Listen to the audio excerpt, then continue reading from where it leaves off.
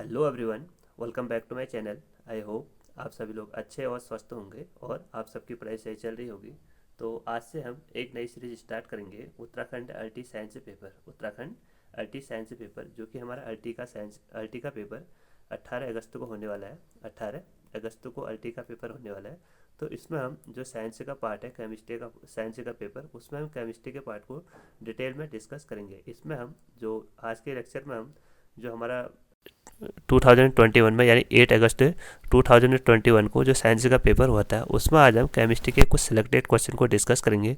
यहाँ से हमें हमें एक आइडिया फॉर्मुलेट हो जाएगा कि किसी भी एग्ज़ाम में किस टाइप के क्वेश्चन बनते हैं। तो किसी के एग्ज़ाम की तैयारी करने से पहले हमें ये पता होना चाहिए कि उस पर सिलेबस क्या है और उसमें किस टाइप के क्वेश्चन बनते हैं। इसके लिए आपको PYQ क्वेश्चन की ज़रूरत पड़ती है, ठीक है। तो आप लोग PYQ क्वेश्चन को देख के एनालाइज कर सकते हो कि एग्ज़ाम में किस टाइप के क्वेश्चन बनते हैं।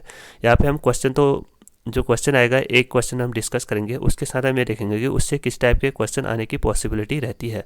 आने वाले एग्जाम में उसकी किस टाइप की पॉसिबिलिटी रहती है, क्योंकि सिलेबस तो लगभग सेम ही है। उसमें हमको ये देखना पड़ता है कि किसी भी एग्जाम में जो क्वेश्चन है उसके जो अगली बार है उससे उसी से किस टाइप का क्वेश्चन पूछा जाता है। तो लगभग यहाँ पे जो केमिस्ट्री का वेटेज है 18 मार्क्स से का है। केमिस्ट्री का वेटेज यहाँ पे लगभग 18 मार्क्स से का है। तो आप सभी लोग इस वीडियो को ध्यानपूर्वक देखें और जो भी यहाँ पे मेन पॉइंट होंगे उनको आप नोट करते रहिए, ठीक है। तो आप सभी लोग पेन और कॉपी लेके सॉल्व करें। एक बार इन क्वेश्चनों को खुद से सॉल्व करें, उसके बाद ही इन क्वेश्चनों के सॉल्यूशन को देखें। तो आइए, यहाँ पे फर्स्ट क्वेश्चन है,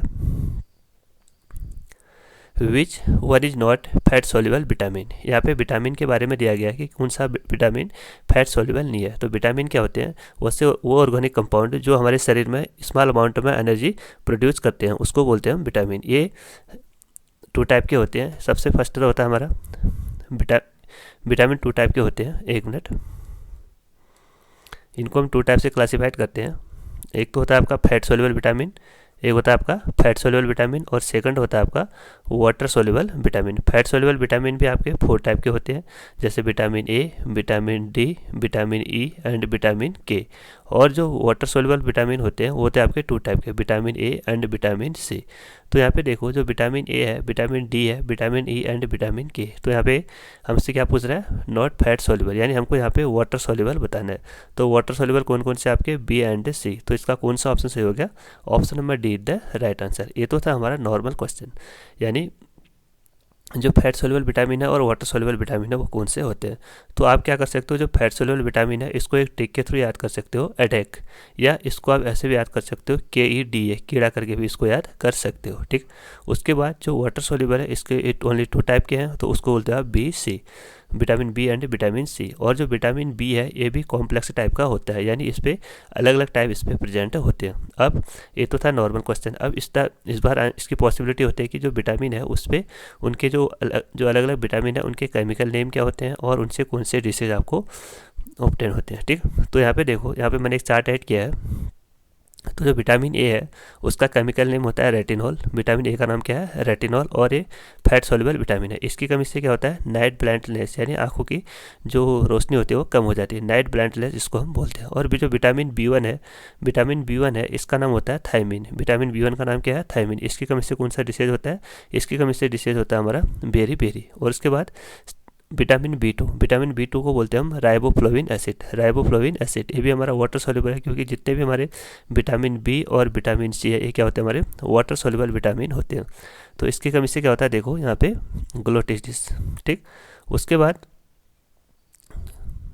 यहाँ पे मेन कौन से हैं आपके विटामिन बी में? विटामिन B1, विटामिन B2, और सबसे मेन इंपॉर्टेंट है इसमें विटामिन B12। इसको बोलते हैं, इसका केमिकल नेम भी पूछा जाता है, जिसको बोलते हैं हम साइनोकोबाल एमीन। और इसकी कमी से कौन सा डिसीज होता है?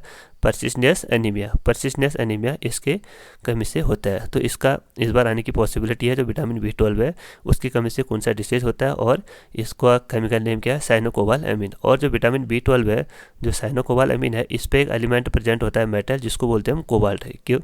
इसको क्या बोलते हैं हम? कोबाल्ट। उसके बाद जो विटामिन सी है उसका केमिकल नेम है एस्कॉर्बिक एसिड। इसकी कमी से होता है आपका स्कर्वी। इसकी कमी से क्या होता है? स्कर्वी, यानी जो मसूड़ से दांत के मसूड़े होते हैं वहाँ से खून आता है, ठीक। उसको बोलते हैं स्कर्वी। उसके बाद है विटामिन डी का केमिकल नेम क्या है? Calcium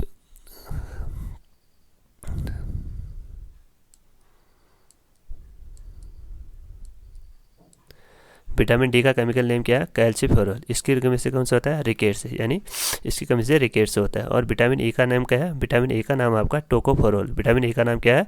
tocopherol. इसकी कमी से क्या होता है? फर्टिलिटी इन स्टेरिलिटी, यानी जो इससे क्या होता है, जो फर्टिलिटी क्या होता है, डिसीज टाइप का होता है। उसके बाद लास्ट है आपका विटामिन के। विटामिन के की कमी से कौन सा होता है हमारा? विटामिन के किससे होता है? यहाँ पे ब्लडिंग।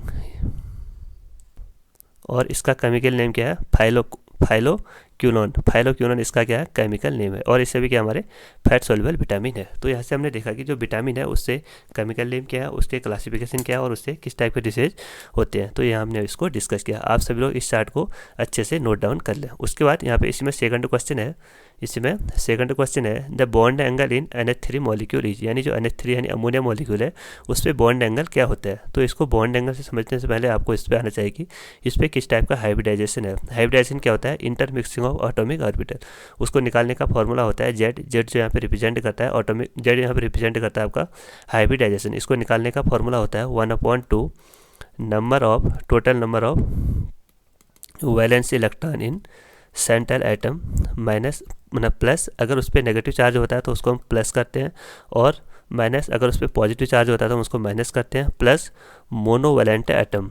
मोनोवैलेंट एटम कौन से होंगे? जैसे आपके हाइड्रोजन हो गया और हेलोजन, जैसे fluorine, chlorine, bromine and iodine. ये सभी क्या होते हैं? हमारे मोनोवैलेंट एटम होते हैं। तो निकालने का फॉर्मूला क्या है? 1/2 number of valence electron in central atom minus, अगर पॉजिटिव चार्ज होगा तो उसको माइनस करते हैं, अगर नेगेटिव चार्ज होता है तो उसको पॉजिटिव करते हैं, ऐड करते हैं, और प्लस मोनोवैलेंट एटम कौन से होंगे? जैसे हाइड्रोजन हो गया और halogen, fluorine, chlorine, bromine and iodine. तो इसका हाइब्रिडाइजेशन क्या हो जाएगा? 1/2। और यहाँ पे सेंट्रल एटम कौन सा हमारा? नाइट्रोजन का वैलेंस इलेक्ट्रॉन में कितने होते हैं? नाइट्रोजन का इलेक्ट्रॉनिक कॉन्फिगरेशन होता है 2,5। वैलेंस इलेक्ट्रॉन क्या होते हैं? लास्ट में जो लास्ट सेल में इलेक्ट्रॉन प्रेजेंट होते हैं उसको बोलते हैं वैलेंस इलेक्ट्रॉन। तो 1/5 इसका वैलेंस इलेक्ट्रॉन हो गया, प्लस इस पर ना तो कोई नेगेटिव चार्ज है और ना ही कोई पॉजिटिव चार्ज है। उसके बाद यहाँ पे हमको देखना पड़ता है मोनोवैलेंट एटम यहाँ पे कौन सा? हाइड्रोजन। टोटल कितने हाइड्रोजन यहाँ पे? 3। तो 5 + 3 = 8, 8/2 = 4। तो यहाँ से जेड की वैल्यू कितनी आएगी? 4। तो एक मिनट याद रखना, अगर जेड की वैल्यू 4 है तो वहाँ पे हाइब्रिडाइजेशन होता है आपका sp3, और अगर जेड की वैल्यू यहाँ पे 3 होती है तो वहाँ पे हाइब्रिडाइजेशन होता है आपका sp2। अगर जेड की वैल्यू आपकी 2 होती है तो वहाँ पे हाइब्रिडाइजेशन होता है आपका sp। उसके बाद जो हाइब्रिडाइजेशन अगर sp3 है तो वहाँ पे बॉन्ड एंगल होता है आपका 109 डिग्री 109 डिग्री 28 डिग्री सेल्सियस। और उसके बाद sp2 होता है तो वहाँ पे होता है आपका 120 डिग्री सेल्सियस। और उसके बाद अगर sp है तो वहाँ पे होता है आपका 180 डिग्री सेल्सियस। ठीक, तो यहाँ पे तो sp3 के केस में यहाँ पे बॉन्ड एंगल होता है आपका 109 डिग्री 28, और यहाँ पे होता है 120, और sp में होता है आपका 180। उसके बाद अगर किसी मॉलिक्यूल में सपोज यहाँ पे अमोनिया मॉलिक्यूल है, एक आपका यहाँ पे अमोनिया मॉलिक्यूल, एक है आपका CH4 मॉलिक्यूल, मीथेन मॉलिक्यूल, और एक है आपका H2O मॉलिक्यूल। इस पर हमको देखना पड़ता है कि देखो इस पर जेड एटम कितना है, यानी इसका हाइब्रिडाइजेशन कितना होता है मीथेन का हाइब्रिडाइजेशन भी होता है आपका 4। अगर 4 है तो इसका हाइब्रिडाइजेशन कैसा होगा इसका sp3। तो यहाँ पे भी हाइब्रिडेशन होता है आपका sp3, इन पॉइंटों को नोट कीजिए। उसके बाद जो अमोनिया है इसका भी हाइब्रिडेशन होता है आपका sp3, और जो H2O है इसका भी हाइब्रिडेशन होता है आपका sp3। ठीक है, sp3 सबका हाइब्रिडेशन क्या होता है हमारा? सेम है। उसके बाद यहाँ पे आपको देखना पड़ता है लॉन पेयर। यहाँ पे आपको क्या देखना पड़ता है? Lone pair. अगर किसी भी मॉलिक्यूल में अगर लॉन पेयर क्या होते हैं? जो पेयरिंग में पार्टिसिपेट नहीं करते हैं उसको बोलते हैं लॉन पेयर। अगर किसी भी मॉलिक्यूल में लॉन पेयर ज़्यादा होंगे तो बॉन्ड पेयर तो उसका बॉन्ड एंगल कितना होगा? आपका बॉन्ड एंगल कम होता है। यानी अगर लॉन पेयर बढ़ते जाएंगे तो वहाँ पे बॉन्ड एंगल क्या होगा? आपका कम हो जाएगा। अगर शेयर, तो यहाँ पे देखो, एक तो आपका मीथेन मॉलिक्यूल, ये एग्जाम में आते हैं हर बार, एक तो आपका मीथेन मॉलिक्यूल, एक आपका अमोनिया मॉलिक्यूल, एक आपका वाटर मॉलिक्यूल। हाइड्रेशन तो लैब सबका सेम है, इसका भी sp3 है, इसका भी sp3 है, इसका भी sp3 है। तो यहाँ पे बॉन्ड एंगल तो होना चाहिए था आपका 120 डिग्री 109 डिग्री 28 डिग्री सेल्सियस, और यहाँ पे भी होना चाहिए सेम वही, और यहाँ पे भी सेम वही। बट यहाँ पे देखो, यहाँ पे क्या है, लॉन पेयर ऑफ इलेक्ट्रॉन, यहाँ पे क्या है, लॉन पेयर ऑफ इलेक्ट्रॉन, और यहाँ पे भी क्या आपके लॉन पेयर ऑफ इलेक्ट्रॉन, यहाँ पे भी क्या आपका लॉन पेयर ऑफ इलेक्ट्रॉन। अगर लॉन पेयर ऑफ इलेक्ट्रॉन यहाँ पे तो 1 है, और यहाँ पे कितने आपके 2, तो अगर यहाँ पे 1 है तो जितना ज़्यादा लॉन पेयर होंगे उतना कम बॉन्ड एंगल होगा। अगर यहाँ पे देखो एक बॉन्ड एंगल, यहाँ पे अगर कोई भी उसके लॉन पेयर प्रेजेंट नहीं है तो उसका बॉन्ड एंगल तो इतना आ रहा है। अगर उसके बॉन्ड एंगल प्रेजेंट, अगर उस पर लॉन पेयर प्रेजेंट होगा तो इसका बॉन्ड एंगल, यानी जो अमोनिया है उसका बॉन्ड एंगल होता है आपका 160 डिग्री समथिंग होता है, और जो वाटर मॉलिक्यूल है इसका बॉन्ड एंगल होता है आपका 104 डिग्री कुछ समथिंग होता है। तो इसमें कौन सा ऑप्शन सही होगा? Option number B is the right answer. और 1 किसके लिए है? मीथेन के लिए। 1 किसके लिए आपका? मीथेन के लिए। और 104 किसके लिए आपका?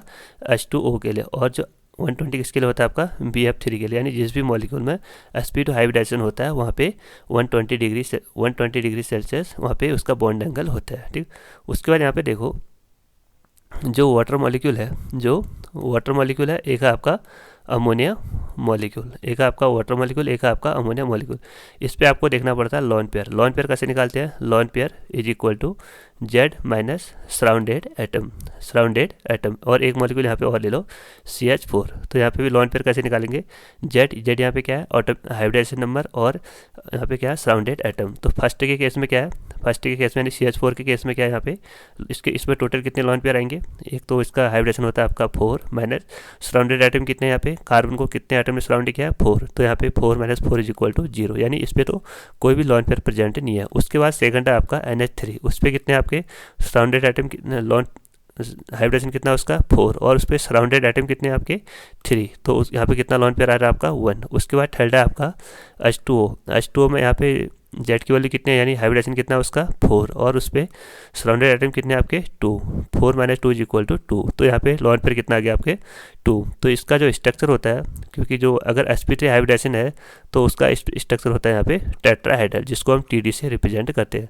तो इसको हम ऐसे रिप्रेजेंट करते हैं, ये हो गया आपका tetrahedral, hydrogen hydrogen hydrogen hydrogen, ये हो गया आपका टेट्राहेड्रल। उसके बाद सेकंड है आपका अमोनिया, यानी यहाँ पे एक लॉन पेयर है तो इसका स्ट्रक्चर आता है आपका नाइट्रोजन नाइट्रोजन नाइट्रोजन नाइट्रोजन। यहाँ पे 3 नाइट्रोजन है, और लॉन पेयर कितने हैं इस पे 1। तो लॉन पेयर को ऐसे रिप्रेजेंट हम करते हैं, तो ये हो गया इसका स्ट्रक्चर। इसको बोलते हैं हम ट्राइगोनल, कभी इसका नाम भी पूछ देता है ट्राइगोनल पिरामिडल। इसको बोलते हैं हम क्या? Trigonal pyramidal. क्या हो गया? इसका स्ट्रक्चर हो गया। उसके बाद एक और है आपका वाटर मॉलिक्यूल का स्ट्रक्चर कैसा होता है? यहाँ पे देखो, ये भी इंपॉर्टेंट है। वाटर मॉलिक्यूल यहाँ पे सेंट्रल एटम हो गया आपका H, और सराउंडेड एटम, सेंट्रल एटम हो गया यहाँ पे ऑक्सीजन, और सराउंडेड एटम हो गया इसका H। तो यहाँ पे देखो इस पर 2 लॉन पेयर प्रेजेंट है, तो यहाँ पे एक लॉन पेयर यहाँ पे और एक लॉन पेयर यहाँ पे देखो एक V शेप का बन रहा है। यहाँ पे क्या बना है? V शेप का, यानी इसको हम वेंट शेप भी बोलते हैं। इसका शेप कैसा हो गया आपका? वेंट शेप या V शेप भी हम इसको बोलते हैं। तो यहाँ पे देखो, यहाँ पे तो कोई भी लॉन पेयर प्रेजेंट ही नहीं है, तो सब में रिपल्सन ना के बराबर हो रहा है, यानी बॉन्ड एंगल क्या हो रहा है? लगभग जितना पहले से प्रेजेंट है उतना ही है। बट यहाँ पे देखो, ये बॉन्ड पेयर है और ये लॉन पेयर है। यहाँ पे बॉन्ड पेयर और लॉन पेयर के बीच क्या हो रहा है? हमारा रिपल्सन हो रहा है। अगर रिपल्सन हो रहा है तो यहाँ पे बॉन्ड एंगल क्या हो रहा है आपका? ये रिपल्सन क्या करे? लॉन पेयर क्या करे? इसको नीचे की ओर दबाता है, यानी इसको अंदर की ओर ढकेलता है। तो इससे क्या होगा? इसका बॉन्ड एंगल डिक्रीज होता है। तो यहाँ पे तो एक ही बॉन्ड, यहाँ पे तो एक ही लॉन पेयर है, और उसके बाद यहाँ पे देखो 2 लॉन पेयर है। अगर 2 लॉन पेयर होंगे तो इसको यहाँ से भी डिक्रीज करेगा और इसको यहाँ से भी डिक्रीज करेगा। उससे क्या होगा? उसका बॉन्ड एंगल कम हो जाता है। तो यहाँ पे रिपल्सन ज़्यादा होता है। तो जितना ज़्यादा रिपल्सन होगा, इस पॉइंट को नोट कीजिए, मोर इज द रिपल्सन, यानी lone pair of electron present, उतना कम ही क्या होगा? आपका बॉन्ड एंगल होता है। यानी जितना ज़्यादा लॉन पेयर होंगे किसी भी मॉलिक्यूल में प्रेजेंट, उस मॉलिक्यूल का बॉन्ड एंगल उतना कम होता है। तो उसके बाद यहाँ पे अगला क्वेश्चन है। यहाँ पे देखो, एक क्वेश्चन के साथ साथ आपको बहुत से क्वेश्चन सीखने को मिल रहे हैं। उसके बाद यहाँ पे है equation of the velocity for the first order reaction. ये आपका केमिकल काइनेटिक्स से लिया गया क्वेश्चन है। यहाँ पे आपका जो फर्स्ट ऑर्डर है उससे आपको बताने कि इसका वेलोसिटी इक्वेशन क्या होता है। तो उसका वेलोसिटी इक्वेशन होता है K is equal to 2.303 upon T log A0 upon AT। यहाँ पे के क्या है, रेट कांस्टेंट, और टी क्या है यहाँ पे, टाइम, और ए नॉट क्या है यहाँ पे, initial concentration of the reactant, और ए टी क्या है यहाँ पे, final concentration of the reactant. But यहाँ पे आपका टर्म आर नॉट के टर्म में दिया गया और आर टी के टर्म में दिया गया। तो यहाँ पे आर नॉट क्या हो गया, initial concentration of the reactant, और आर क्या हो गया यहाँ पे, final concentration of the reactant. तो इसका कौन सा ऑप्शन से हो गया, option number be the right answer. अगर यहाँ पे पूछता है जीरो ऑर्डर के लिए रिएक्शन क्या होता है, A naught minus A T is equal to K T, A naught minus A T is equal to K T, यानी A T is equal to A naught minus K T. इसको भी आप note कर लीजिए। एक इसके लिए हमारा ये हमारा ए नॉट माइनस, एक मिनट इसको फिर से लिखते हैं, A naught A T is equal to A naught minus K T, ये हो गया हमारा जीरो ऑर्डर के लिए रिएक्शन, जीरो ऑर्डर के लिए वेलोसिटी इक्वेशन, ये हो गया हमारे जीरो ऑर्डर के लिए, और ये हो गया आपका फर्स्ट ऑर्डर के लिए। ठीक है, अगर यहाँ पे पूछता है आपका फर्स्ट ऑर्डर के लिए टी हाफ की वैल्यू क्या होती है, यानी उसका हाफ लाइफ क्या होता है, तो उसको निकालने का फॉर्मूला होता है 0.693 अपॉन के, 0.693 अपॉन के, उसका क्या होता है, हाफ लाइफ निकालने का फॉर्मूला होता है। और जो फर्स्ट ऑर्डर के लिए हाफ लाइफ क्या होता है, फर्स्ट ऑर्डर के लिए हाफ लाइफ होता है T half is equal to 0.693 upon K. और जो जीरो ऑर्डर है उसके लिए कौन सा फॉर्मूला होता है, उसके लिए फॉर्मूला होता है हमारा T half is equal to A naught upon 2k, A naught upon 2k, यानी जो टी हाफ है वो इनिशियल कंसंट्रेशन के डायरेक्टली प्रोपोर्शनल है। तो यहाँ से एक क्वेश्चन बनता है, जो टी हाफ है, जो टी हाफ है और जो फर्स्ट ऑर्डर के टी हाफ है, उन दोनों में क्या डिफरेंस है। उन दोनों में डिफरेंस मेन ये है कि देखो, जो यहाँ पे टी हाफ है in the case of zero order reaction, ये डायरेक्टली प्रोपोर्शनल होता है initial concentration of the reactant, यानी ये जो जीरो ऑर्डर के केस में जो टी हाफ है, यानी जो हाफ लाइफ है, वो इनिशियल कंसंट्रेशन पे डिपेंड होता है। बट जो टी हाफ है फर्स्ट ऑर्डर के केस पे, वो इनिशियल कंसंट्रेशन पे डिपेंड नहीं करता है, यानी जो टी हाफ है वो किस पे डिपेंड नहीं कर रहा है, initial concentration of the reactant पे डिपेंड नहीं करता है। यही इसको दोनों में मेन डिफरेंस होता है। ठीक है, इससे रिलेटेड मैंने कुछ ग्राफ भी डिस्कस किए थे, तो आप सभी लोग जो प्लेलिस्ट में मैंने एक वीडियो प्लेलिस्ट में बनाई, इससे रिलेटेड मैंने एक वीडियो बनाई थी, तो आप सभी लोग उसको फॉलो कर सकते हैं, क्योंकि जो क्वेश्चन है घुमा फिरा के ग्राफ से भी आ सकते हैं। ठीक, तो आप लोग इसके न्यूमेरिकल की भी प्रैक्टिस करते रहे, क्योंकि जो फर्स्ट ऑर्डर है और जीरो ऑर्डर है, यहाँ से आपके न्यूमेरिकल अवश्य बनते हैं। ठीक है, तो इनकी भी आप ज़्यादा से ज़्यादा प्रैक्टिस करें। इन सभी क्वेश्चनों की वीडियो को हम इस पर अवश्य अपलोड करेंगे, तो आप सभी लोग जरूर इस सीरीज़ को फॉलो करें। उसके बाद यहाँ पे अगला क्वेश्चन है, इन sodium chloride crystal each chlorine ion is surrounded by, यहाँ पे आपको जो सोडियम क्लोराइड आयन है उसको बताना है कि ये कितने आयन से सराउंडेड रहता है। जो क्लोरीन आयन है वो कितने आयन से, क्लोरीन आयन है वो कितने सोडियम आयन से सराउंडेड रहता है। तो इसको आपको निकालने का एक ये होता है, देखो सबसे पहले आपको यहाँ पे क्यूब बनाना पड़ेगा। आपको वैसे डायरेक्ट याद होने चाहिए, एक बार समझा देते पहले। क्लोरीन ना, इस आपके सबसे पहले यहाँ पे हम क्यूब बनाते हैं। ठीक है, उसके बाद यहाँ पे दो एटम है, दो आयन है, एक आपका सोडियम, एक आपका क्लोरीन, एक आपका एक आपका यहाँ पे सोडियम आयन, एक आपका क्लोरीन आयन। जो यहाँ पे क्लोरीन आयन है ये शो करता है आपका पैकिंग, ये शो क्या करता है आपका पैकिंग। और यहाँ पे पैकिंग होती है आपकी एफसीसी टाइप की, एफसीसी यानी face central cube. Face central cube में क्या होता है, एक तो सभी एटम कॉर्नर पे प्रेजेंट होते हैं। किसी भी क्यूब में टोटल कितने कॉर्नर होते हैं, 8, 1 2 3 4 5 6 7 8। ये तो हो गया इसके कॉर्नर के साथ साथ, एक तो होते सभी एटम कॉर्नर के साथ साथ, और इसके फेस सेंटर किसी भी क्यूब में टोटल कितने फेस होते हैं, 6। अब below, left, right, front, back. ठीक है, फ्रंट बैक। तो यहाँ पे टोटल कितने हो गए यहाँ पे, और फेस सेंटर टोटल कितने आपके यहाँ पे 6 है। ठीक है, और यहाँ पे जो कॉर्नर है, टोटल कॉर्नर कितने आपके 8, और प्रत्येक कॉर्नर का जो भी यहाँ पे अलग अलग कॉर्नर उनका कंट्रीब्यूशन कितना होता है 1/8 प्लस, और उसके बाद यहाँ पे टोटल कितने फेस सेंटर हैं 6, और फेस सेंटर का कंट्रीब्यूशन कितना होता है 1/2। तो यहाँ पे कितना हो गया, 8 से 8 कैंसिल, और 2 × 3, तो टोटल यहाँ पे आपका 4, टोटल यहाँ पे कितना आ गया आपका 4। ठीक, उसके बाद यहाँ पे जो क्लोरीन एटम हो कहाँ पे आपके फेस सेंटर पे प्रेजेंट है, यानी वो पैकिंग को शो करते हैं। उसके बाद जो सेकंड है आपका सोडियम आयन, जो सोडियम आयन है वो यहाँ पे शो करते हैं वॉइड क्या होते हैं, vacant space in the cube is called void. तो यहाँ पे जो वॉइड होता है वो भी आपका ऑक्टाहेड्रल वॉइड होता है। कौन सा वॉइड होता है, ऑक्टाहेड्रल वॉइड होता है। तो ऑक्टाहेड्रल वॉइड है, तो यहाँ पे ये भी 2 टाइप का होता है, ये भी यहाँ पे आपका 2 टाइप का होता है। एक तो होता है आपका एच सेंटर वॉइड, और सेकंड होता है आपका body centre void, body centre void. तो यहाँ पे देखो जो क्यूब है इस पे जो सोडियम, इस पे कितने एज होते हैं टोटल 12, टोटल कितने एज होते हैं इस पे 12, 1 2 3 4 5 6 7 8 9 10 11 और 12, ठीक है। टोटल कितने क्यूब हैं, टोटल कितने आ जाए इस पे 12। और उसके बाद एक यहाँ पे बॉडी सेंटर पे, एक कौन यहाँ पे इसके बॉडी सेंटर पे, एक यहाँ पे बॉडी सेंटर पे आएगा। यहाँ पे आपको अब यहाँ पे देखो आपने यहाँ पे सोडियम की पोजीशन को भी डिनोट कर दिया और यहाँ पे आपने क्लोरीन की पोजीशन को भी डिनोट कर दिया। अब आपको यहाँ पे देखना है कि ये तो आपके क्लोरीन और ये क्या रिप्रेजेंट करते हैं आपके सोडियम। अब आपको यहाँ पे देखना है कि जो क्लोरीन आयन है कितने सोडियम आयन से सराउंडेड रहता है। तो ये हो गया आपका क्लोरीन, एक इस यहाँ से एक सोडियम यहाँ से हो गया आपका, एक सोडियम आपका यहाँ से हो गया और एक सोडियम आपका एक यहाँ पे भी आएगा, एक सोडियम आपका यहाँ से हो गया। उसके बाद ये आगे को भी बढ़ेगा, एक यहाँ से भी होगा और एक यहाँ से भी होगा और ये वाला आगे को जाएगा तो यहाँ से भी होगा। यानी एक तो स्ट्रेट लाइन ये बननी आपकी, एक स्ट्रेट लाइन ये बननी आपकी, एक स्ट्रेट लाइन ये बननी।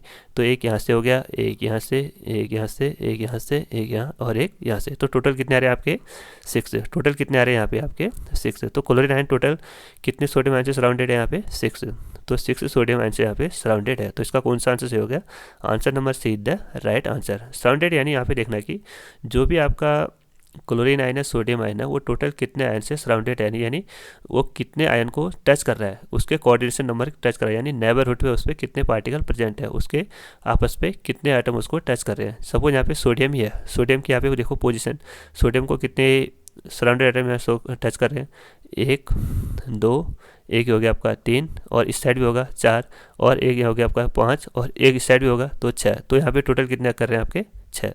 तो यहाँ पे हो गया आपका सोडियम क्लोराइड। तो यहाँ पे डायरेक्ट क्वेश्चन बनता है, यहाँ पे 3-4 इनको नोट कर लीजिए। एक तो आपका सोडियम क्लोराइड, एक मिनट एक कलर शो नहीं हो रहा, दूसरा आपका सीजियम क्लोराइड और तीसरा हो गया आपका जिंक सल्फाइड, फिर हो गया आपका कैल्शियम फ्लोराइड और फिर हो गया आपका सोडियम सल्फाइड। यानी ये तो हो गया आपका फ्लोराइड और इसको बोलते हैं एंटी फ्लोराइड। तो यहाँ पे आपको कैटायन और एनायन की पोजीशन, यहाँ पे आपको कैटायन और एनायन का जो कोऑर्डिनेशन नंबर होता है वो आपको याद होना चाहिए। कोऑर्डिनेशन नंबर यानी सराउंडेड आइटम। तो इसको नोट, एक टेबल को नोट कर लीजिए आप। तो यहाँ पे जो सोडियम आयन है, यहाँ पे कौन कौन से आयन है, एक तो सोडियम आयन है और एक क्लोरीन आयन है। तो यहाँ पे जो सोडियम आयन है अभी हमने देखा टोटल कितने सराउंडेड आइटम है उस पर 6 और यहाँ पे क्लोरीन पे भी कितने होते हैं 6 और जो सीजियम आयन है इस पर होते हैं आपके 8 और जो क्लोरीन आयन है इस पर भी होते हैं आपके 8 और जो जिंक सल्फाइड है उस पर जिंक +2 में कितने होते हैं आपके 4 और जो सल्फर -2 है उस पर कितने होते हैं आपके 4। उसके बाद जो कैल्शियम फ्लोराइड है CaF2 उस पर कितने होते हैं आपके 8 और जो F2 है उस पर कितने होते हैं आपके F2 पे कितने होते हैं आपके 4 और जो इसका ये तो फ्लोराइड है यहाँ पे 8 और 4 है, बट जो Na2S है यानी सोडियम सल्फाइड है इसको बोलते हैं आप, ये तो हो गया आपका जो CaF2 इसको बोलते हैं फ्लोराइड और जो Na2S है उसको बोलते हैं एंटी फ्लोराइड। एंटी फ्लोराइड क्यों बोलते हैं इसको, देखो यहाँ पे जो सोडियम है, सोडियम की पोजीशन यहाँ पे कितनी है आपकी 4 और जो सल्फाइड है उसकी पोजीशन यहाँ पे आपकी 8। तो यहाँ पे दोनों क्या एक दूसरे के अपोजिट आ रहे हैं, यहाँ पे 8 4 है और यहाँ पे 4 8 है, तभी हम इसको बोलते हैं फ्लोराइड। इसको क्या बोलते हैं आपका फ्लोराइड और इसको क्या बोलते हैं एंटी फ्लोराइड, इसको क्या बोलते हैं एंटी फ्लोराइड। ठीक है, तो आप सभी लोग ये पॉइंट को अच्छे से नोट कर ले। क्या पता इस बार जो सीजियम क्लोराइड है उस पर कोऑर्डिनेशन नंबर पूछ ले या जिंक सल्फाइड का पूछ ले या फ्लोराइड और एंटी फ्लोराइड का पूछ ले, तो आपको ये डायरेक्ट याद होने चाहिए।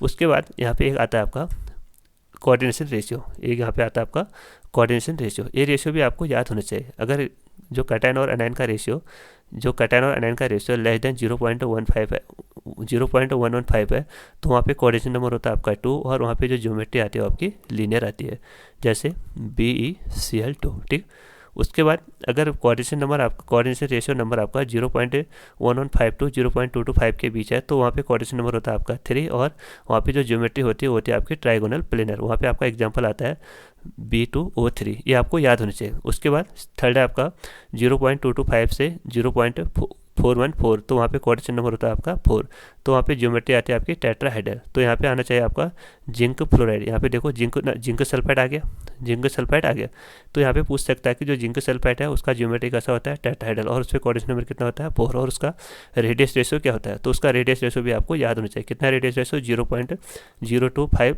से 0.414 तक। अगर 414 से 0.732 2 तक है तो वहाँ पे कोऑर्डिनेशन नंबर होता है आपका 6 और ज्योमेट्री क्या होती है उसकी ऑक्टाहेड्रल। तो यहाँ पे देखो सोडियम क्लोराइड आ गया, तो आपको यहाँ पे पूछ सकता है कि जो सोडियम क्लोराइड है उसकी ज्योमेट्री क्या होती है। उसकी ज्योमेट्री क्या है यहाँ पे ऑक्टाहेड्रल, और उसका रेडियस रेशियो क्या है 0.4142 0.732। ये आपको डायरेक्ट याद होनी चाहिए।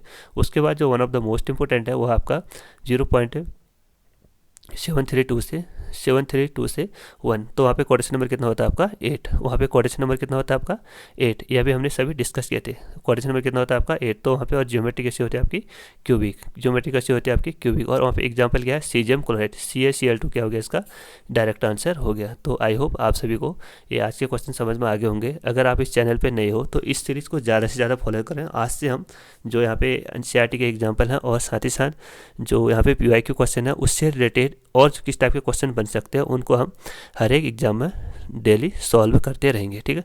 तो आप सभी लोग इस सीरीज़ को ज़्यादा से ज़्यादा फॉलो करें और अपने दोस्तों के साथ इस सीरीज़ को ज़्यादा से ज़्यादा शेयर करें, क्योंकि आप सभी लोग फर्स्ट पेपर की तैयारी तो कर ही रहेंगे और साथ ही साथ फर्स्ट पेपर के साथ साथ यहाँ पे हमारा जो सेकंड पेपर है जैसे बायोलॉजी, और बायोलॉजी में भी 2 पार्ट हो गए, एक हो गया आपका जूलॉजी, एक हो गया आपका बॉटनी। उसके साथ साथ यहाँ पे केमिस्ट्री को भी यहाँ पे सॉल्व करते रहे हैं, ठीक है। तो आई होप आप सभी को आज का लेक्चर समझ में आ गया होगा। अगर इस चैनल पर नए हो तो चैनल को जरूर सब्सक्राइब करें और अपने दोस्तों के साथ ज़्यादा से ज़्यादा शेयर करें। Thank you.